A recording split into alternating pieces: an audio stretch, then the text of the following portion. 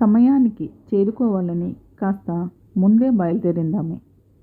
కానీ రోడ్డుపై ఎప్పుడూ లేనంత వాహనాల రద్దీ. ఆమెలో కోపం, అసహనం, ఆందోళన.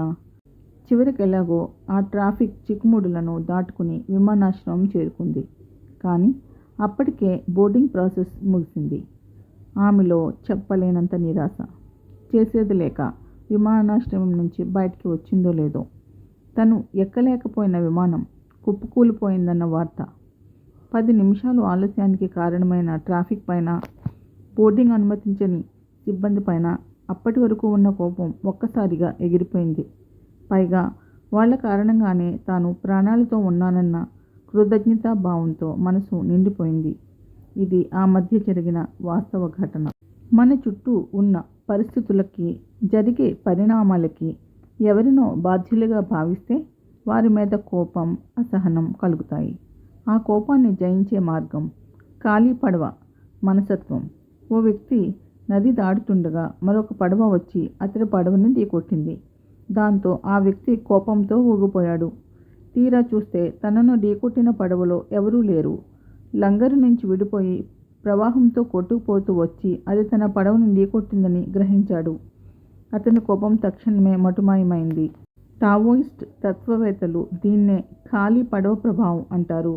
మన చుట్టూ ఉన్న పరిస్థితులను ఖాళీ పడవగా చూడగలిగితే కోపం, ఆందోళన బదులుగా అంతర్గత ప్రశాంతత కలుగుతుందన్నది ఈ తాత్విక భావన అర్థం.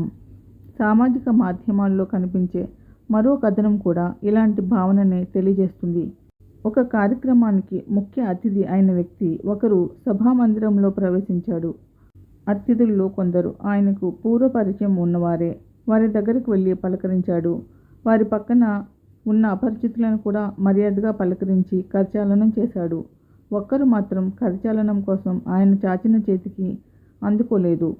ఏమాత్రం పట్టనట్లు ఉండిపోయాడు. అది చాలా అవమానకరంగా అనిపించింది ముఖ్య అతిథికి. అతన్ని కోపంగా చూస్తూనే మిగిలిన వారిని పలకరించి తనకు కేటాయించిన స్థానంలో కూర్చున్నాడు.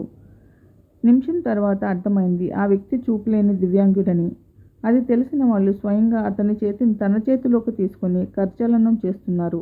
అతడిలో అప్పటి వరకు ఉన్న కోపం మటుమాయమైపోయింది. ప్రతి ప్రతికూల అనుభవము ఉద్దేశపూర్వకంగా జరగకపోవచ్చు.